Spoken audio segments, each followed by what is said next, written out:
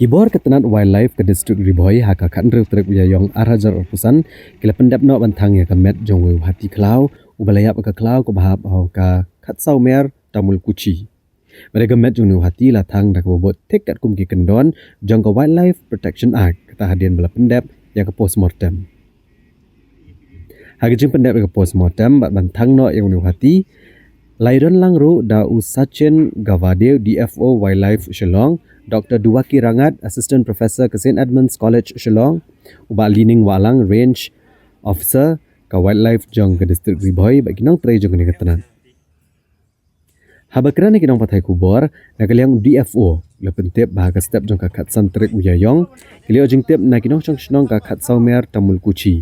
Ro ke jing lap ka met jong Hati ubalayap ka Khlaw hakane ka shnong. Kumta marmar Kibor ke wildlife kila cakap nak jaka ban penlong ya kejing toket bat ban lap ya kejing yap jong Hati. Di tu rubah kejing toket lalap bong Hati ulayap Hadien mula syalam 4 eksainar elektrik balai pulai KV kibala nok bahas jan kendo kumta la pentip rush kibor jong ke MEECL bat ke MEPDCL ban lek cakap nak jaka bat ban thung nok ki pos elektrik ki bakam jrong ban lat ni kejing mensau ne kino kejing ja ki bas ngusi. Ki di rang ba jong ki kila ai ka jing petip shengi haga ba de bat ka jing lab jong ki riun nong shong shnong na kan ka jaka yo tau Hati ba yap haga ka jaka ti kila don lang bat ngi hi adu menen kil sewan sa shpang long asum ai jing khuble ki kuni ko ya uni Hati lalap ka shnong kil riu jong shong shnong bat kila suba bo shabat hakala mo elektrik ti nakaliang jungi mar masintip ngilai poi shkan ke jaka ngilai persyang ban nadu bani mir ngia sa sini baru shimet bani ap mo ba kanam don keno alor ba Hati ula yap te kumbalong isa mentan ba inon kam ban pentikna ba ni Hati ngin hap thang kum karul te yak bang lale menta te nakaliang ki doktor mani kilewan kile pelut kapor ba kodor jongki bat adu menta ki bat ai ka report jongki hari kile shetho engi ba kadai na kajing sabat lai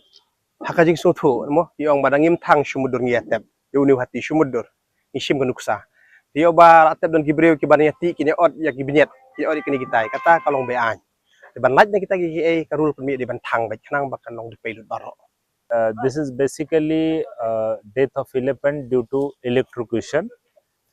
This electrocution happened due to low sagging 33 kV electric line. Now this is unfortunate incident that it has happened unnatural death of one wild elephant.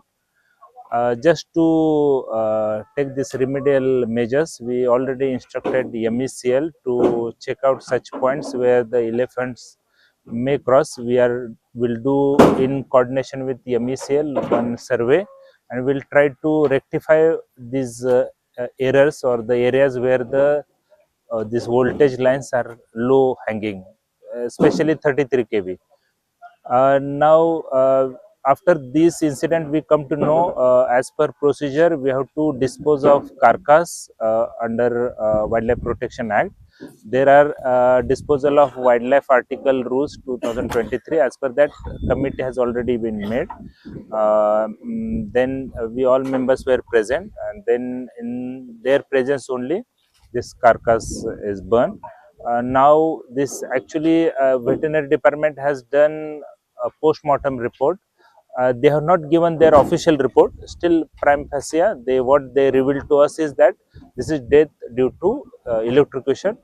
This is unnatural death, and they will submit report through their competent authority to us maybe tomorrow.